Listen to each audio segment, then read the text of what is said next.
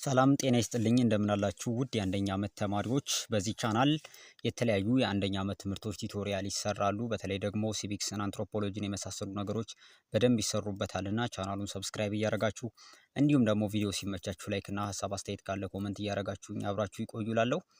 እንግዲህ ከዚህ በፊትም የሰራኋቸው በርከት ያሉ ቪዲዮዎች አሉ። በተለይ በሲቪክስ ላይ ቻፕተር 4 ላይ ብዙ ቪዲዮዎችን ሰርቻለሁ። እነሱን ተመልከቱ እላለሁኝ። ዛሬ የምንማማርበት ወሳኝ ርዕስ ነው። አንደርስታንዲንግ ሲቲዝንሺፕ ይላል። ቻፕተር 4 ላይ ነው። ከሲቲዝንሺፕ የመጀመሪያው ቪዲዮ ነው ማለት ነው። ከዚህ በፊትም በእርግጥ ሲቲዝንሺፕ ላይ ብዙ ቪዲዮዎች ሰርቻለሁ። ኢን ሲምፕለስት ተርም ሲቲዝን ሪፈርስ ቱ ኤ ፐርሰን ሁ ኢዝ ኤ ሌጋል ሜምበር ኦፍ ኤ ፓርቲኩላር ስቴት ኤንድ ዋን ሁ ኦን አሊጋንስ ቱ ዛት ስቴት።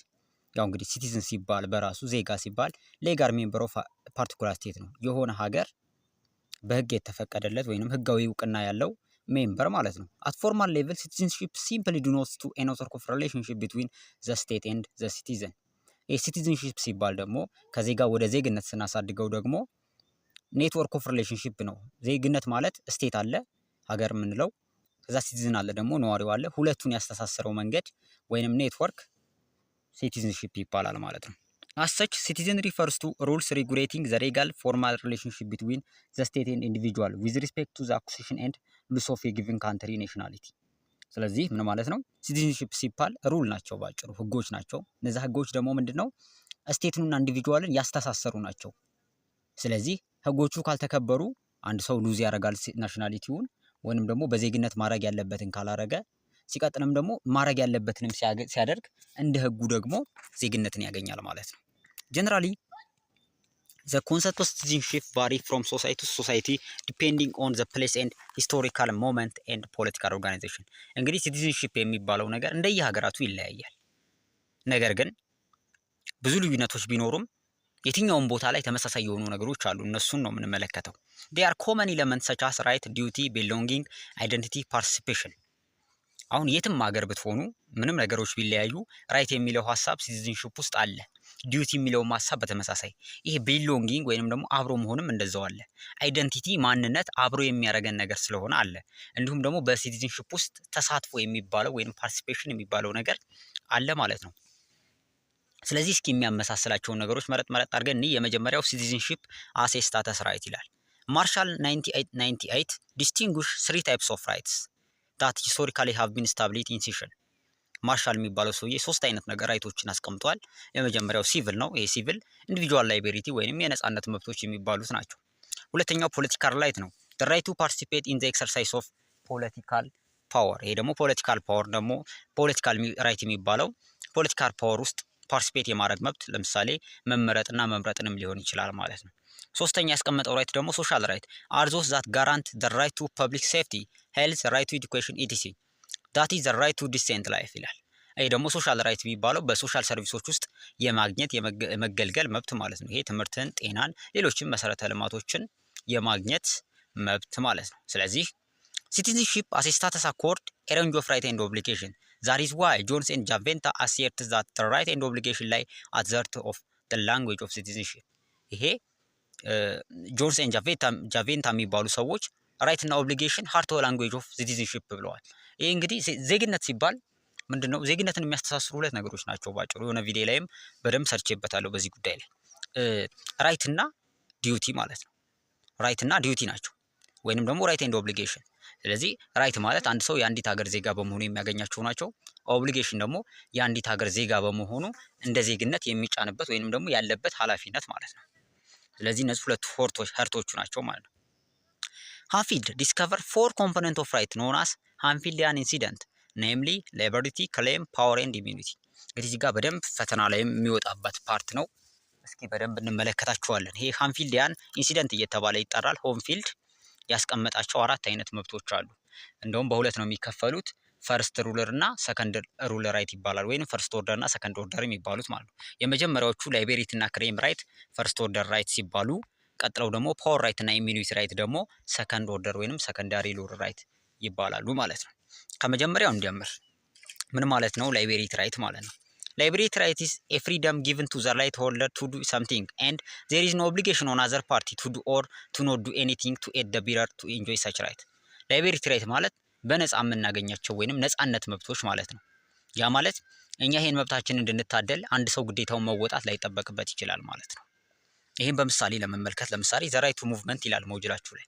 አንድ ሰው በነፃነት እንዲንቀሳቀስ የሆነ ሰው ግዴታውን መወጣት ላይ የለበትም። ወይንም ደግሞ ዘ ራይት ቱ ላይፍን ብትመለከቱ አንድ ሰው በህይወት እንዲኖር የሆነ ሰው መወጣት ያለበት ኃላፊነት ላይኖር ይችላል።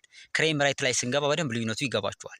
ስለዚህ ላይቤሪቲ ራይት ማለት አንድ ሰው በነፃነት የሚያገኛቸው መብቶች ወይንም ደግሞ ከሌላ ሰው ምንም ሳይጠብቅ በነፃ የሚያገኛቸው መብቶች ናቸው። ክሬም ራይት ደግሞ ዘ ኢንቨርስ ኦፍ ዚድ ራይት ናቸው። ኢንቴል ሪስፖንሲቢሊቲ አፖን አናዘር ፐርሰን ኦር ቦዲ ዘ ዲዩቲ ቢረር ሃር ቱ አኮምፕሊሽ ሰምቲንግ ዛት ኢዝ ኢንዲስፔንሳብል ፎር ራይት ሆልደር ቱ ኢንጆይ ደ ክሌም ራይት ዴር መስት ቢ ሰምበዲ ሁ ኢዝ ዜር ቱ ዱ ኦር ቱ ሪፍሬን ፍሮም ዱይንግ ሰምቲንግ ኦር ቱ ፍሮም ደ ክሌም ሆልደር። የክሌም ራይት ማለት ደግሞ የመጀመሪያው ተቃራኒ የላይቤሪቲ ተቃራኒ ነው። ምን ማለት ነው? እኛም መብታችን እንድናገኝ አንድ ሰው ግዴታውን መወጣት አለበት ማለት ነው። አንድ ሰው ግዴታውን ሳይወጣ መብት ማግኘት የሚባል ነገር የለም ማለት ነው። ለምሳሌ ኢምፕሎይ እና ኢምፕሎየር ሪሌሽንሺፕ ብሎ መጽሐፋችሁ ላይ ያስቀምጣል። ይህ ምን ማለት ነው? እኛ ስራ ሰርተን ተቀጣሪዎች ሆነን ስራ ብዙ ብንሰራ ደሞዝ መጠየቅ መብት አለን አደለ? ግን ደግሞ ደሞዛችንን ልናገኝ የምንችለው ደሞዝ ከፋዩ ወይንም ኢምፕሎየሩ ደግሞ ደሞዝ የመክፈል ኃላፊነቱ ሲወጣ ነው ማለት ነው። ስለዚህ ደሞዝ መቀበል ደሞዝ ከፋዩ ሰውዬ ፈቃደኛ ሳይሆን ወይንም ሪስፖንሲቢሊቲውን ሳይወጣ የማይቻል ነገር ነው። ክሌም ራይት ነው፣ የመጠየቅ መብት ነው ያለን። የሆነ ሰው መወጣት አለበት ማለት ነው። ሌላ ደግሞ ሄልዝና ኤዱኬሽን ወይም ሶሻል ሰርቪሶች ላይ እኛ እነዚህን ነገሮች ለማግኘት መንግስት ማቅረብ አለበት። መንግስት ሳያቀርብ እነዚህን ራይት መብት የለንም ማለት ነው። ስለዚህ በዚህ መልኩ የተያዙ ይሆናሉ ማለት ነው። ሶስተኛው ፓወር ራይት ነው። ፓወር ራይትስ አር ራይት ሪጋርዲንግ ዘ ሞዲፊኬሽን ኦፍ ፈርስት ኦርደር ራይት። እንግዲህ ፓወር ራይት ሲባሉ ይሄ የፈርስት ኦርደር ራይቶች ሞዲፊኬሽኖች ናቸው። ኢሚኒቲ እና ፓወር ራይት ወይንም ደግሞ እነዚህ የመጀመሪያዎቹ እንዳልኳቸው ፕራይመሪ ነው የሚባሉት፣ እነዚህ ደግሞ ሰከንዳሪ ይባላሉ ማለት ነው። ስለዚህ እነዚህ ሞዲፊኬሽኖች ናቸው። የመጀመሪያው ወይንም ደግሞ ሁለቱን ራይቶች የመጀመሪያውን አልተር በማድረግ ቼንጅ በማድረግ ኢንትሮዲውስ በማድረግ በመቀያየር ማኒፑሌት በማድረግ የሚገኙ ናቸው ማለት ነው። የመጀመሪያውን እንመልከት። ፓወር ራይትስ አር ራይት ሪጋርዲንግ ዘ ሞዲፊኬሽን ኦፍ ፈርስት ኦርደር ራይት ዴይ አር ኮኦፕሬቲቭ ኮንትሮል ዛት አር ኢምፖዝድ ኦን አዘርስ። ይሄ ማለት ሌሎች ሰዎች ላይ የመጫን መብት ሲኖረን ማለት ነው። ሌሎች ሰዎች ላይ የሆነ ነገር የማድረግ መብት ሲኖረን ማለት ነው። ወይንም ደግሞ ሌሎች ራሳችንም ነገሮች ላይ ሀብቶች ላይም ሊሆን ይችላል የሆነ ነገር የማድረግ መብት ሲኖረን ፓወር ሲኖረን ማለት ነው። ለምሳሌ አንድ ሰው ዘ ራይት ቱ ፕራይቬት ፕሮፐርቲ ከሆነ የራሱ ንብረቶች ከሆኑ የመሸጥ ሲቀጥልም ደግሞ ትራንስፈር የማድረግ ሌሎችንም ነገሮች ይችላል ማለት ነው። ሌላ ደግሞ አንድ ሰው በፈቃዱ የኢትዮጵያን ዜግነት የመቀየር መብት አለው ማለት ነው። እነዚህ ሁለት ነገሮች በሞጁላችሁ ላይ ጠቅሰዋል። ፓወር ራይት አንድ ሰው መብት ሲኖረው ማለት ነው። ሁለተኛው በሰከንዳሪ ራይት ሁለተኛው በመጀመሪያው ጀምሮ ደግሞ አራተኛው ራይት ኢሚኒቲ ራይት ነው። አሎ ቢረርስ እስኬፕ ፍሮም ኮንትሮል ኤንድ ዘ አር ፖዚት ኦፍ ፓወር ራይት። ኢሚኒቲ ራይት ኢንቴልስ ዘ አብሰንስ ኦፍ ፓወር ኢን አዘር ፓርቲ ቱ አልተር ዘ ራይት ኦርደር ኢን ኖርማል ሲቹዌሽን ኢን ሰም ዌይ። ኢሚኒቲ ራይት ማለት ደግሞ የመጀመሪያው ተቃራኒ ሆኖ አንድ ሰው መብት የለውም ማለት ነው። ወይንም ደግሞ መብት ሳይኖረው ሲቀር የሚፈጠር ራይት ነው። አንድ ሰው መብት የለውም በዚህ ጉዳይ ላይ ማለት ነው። ለምሳሌ መብት የሌለውም ሲባል ለምሳሌ ሲቪል ሰርቫንትን ብንመለከት ሞጁላችን ላይ አንድ ሰው ሲቪል ሰርቫንት ከሆነ ዝም ብሎ የመጣው መንግስት ከዛ ስራው ላይ ሊያባርረው አይችልም። ከዛ ስራው ላይ የማባረር መብት የለውም ወይንም ፓወር የለውም ማለት ነው። ሌላም ደግሞ አንድ ሰው ኮምፐልሰሪ ላበር የሚለው አለ። በግዴታ ስራ ተብሎ ሊገደድ አይችልም ማለት ነው። እነዚህ ሁለቶቹ በኢሚኒቲ ራይት ላይ ይካተታሉ ማለት ነው። ሲቲዝንሺፕ እንግዲህ የሚገለጽበት ሜምበርሺፕ እና አይደንቲቲ የሚባል ተመሳሳይ የሆነ ኮንሴፕት አለ ማለት ነው።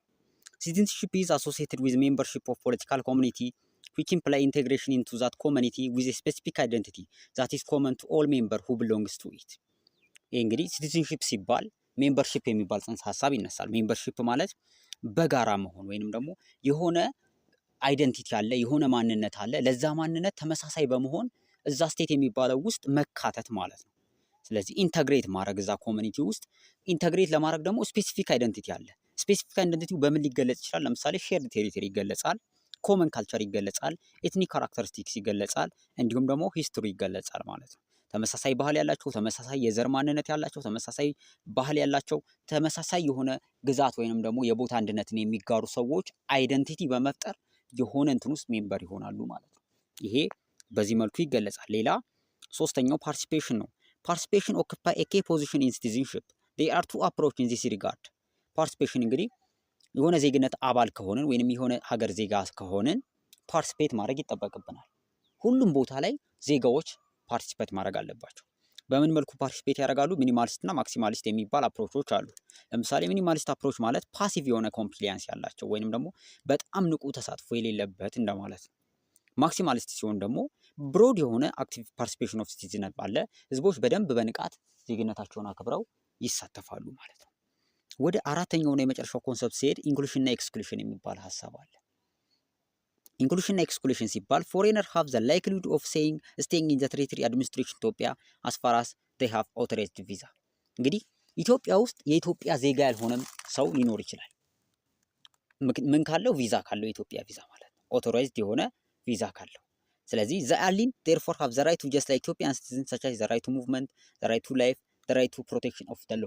እንግዲህ ኢትዮጵያ ውስጥ ያሉ ሰዎች እንደ ኢትዮጵያውያን እነዚህን ነገሮች ኢትዮጵያዊ ባይሆኑም እንኳን የመኖር መብታቸው የመንቀሳቀስ መብታቸው በህግ ይጠበቃል ማለት ነው። ይሄ ብቻ ግን አይደለም። አዲሽናሊ ዜይ አር ኦልሶ ሪስፖንሲቢሊቲ ሼርድ ባይ ቦዝ ዘ ነን ሲቲዝን ኤንድ ሲቲዝን ዶሚሳይል ኢን ኢትዮጵያ ፓርቲኩላርሊ ኢን ሪስፔክቲንግ ዘ ሎ ኦፍ ዘ ካንትሪ። ይሄ ብቻም ሳይሆን ግን የሀገሪቱን ህግ ከማክበር አንጻር ደግሞ ግዴታ አለባቸው ማለት ነው። ስለዚህ አንዲት ሀገር ውስጥ ያሉት ዜጎችም ሊሆኑ ይችላሉ፣ ከዜጎቿም ውጭ የሆኑ ዜጎቿ ያልሆኑ ሰዎች አሉ። ኢንክሉድ ዜጎቿ ውስጥ የሚደረጉ አሉ፣ ኤክስክሉድ ከዜጎቿ የሚደረጉም አሉ አንዲት ሀገሪቱ ውስጥ እንደማለት ነው። ኢንክሉሽን እና ኤክስክሉሽን። ዴር አር ሰም ፖለቲካል ኤንድ ኢኮኖሚክ ራይት ዛት አር ሪሰርቭድ ቱ ዘ ዲዩቲ ዲስፓርጅድ ባይ ሲቲዝንስ ኦንሊ። በኢትዮጵያን ዜግነት ብቻ በኢትዮጵያውያን ዜጋ ብቻ ደግሞ የሚያወጣት ያለብን መብቶችም አሉ። ለምሳሌ ከመሬት ጋር የተገናኘ ኢትዮጵያዊ ብቻ ነው ኢትዮጵያ መሬት ሊያገኝ የሚችለው። ለምሳሌ ከምርጫ ጋር የተገናኘ ደግሞ ኢሌክት እና ቱ ቢ ኢሌክትድ የመሆን ይሄ የኢትዮጵያ ዜጋ ሳይሆን የማይቻሉ ነገሮች ናቸው ማለት ነው። ሌላ ደግሞ ኢትዮጵያዊ በመሆናችን ብቻ ሌሎች የማይካፈሏቸው እኛ ሀገር ቢኖሩም ለምሳሌ አንድ ፈረንሳያዊ ኢትዮጵያዊ ቢኖር ኢትዮጵያዊ ካልሆነ ወረራ ምናምን ስጋት ኢትዮጵያ ላይ ቢመጣ ህጉን ሊያስከብር ወይም ህገ መንግስቱን ሊያስከብር ግዴታ የለበትም ማለት ነው። እንደዚህ መልኩ ሲቲዝንሺፕ ይገለጻል ማለት ነው። ስለዚህ በዛሬው መልኩ በአራት መልኩ አይተናል። አሴ ስታተስ ራይት ብለናል፣ ሌሎች ፓርቲሲፔሽን አነሳን፣ እንዲሁም ደግሞ ኢንክሉሽን እና ኤክስክሉሽንም አንስተናል። በጣም ጥሩ ሀሳቦች እንደሆኑ ተስፋ አደርጋለሁ። ሀሳብ አስተያየት ካላችሁ ኮመንት ላይ ያሳውቁኝ። እስካሁን አብራችሁ ስለቆያችሁ ከልብ አመሰግናለሁ። እንዲሁም ደግሞ ሰብስክራይብ በማድረግ ብትተባበሩ በጣም ደስ ይለኛል። ምክንያቱም ደግሞ ቪዲዮው ብዙ ሰብስክራይበር የለውም ቻናል ላይ እንደምታውቁት ነው። ስለዚህ በደንብ ሰብስክራይብ ብታደርጉኝ እኔንም ሞር እየተበረታታው እሰራለሁ ማለት ነው። አብራችሁ ስላላችሁ አመሰገንኩ። መልካም ጊዜ ይሆንላችሁ።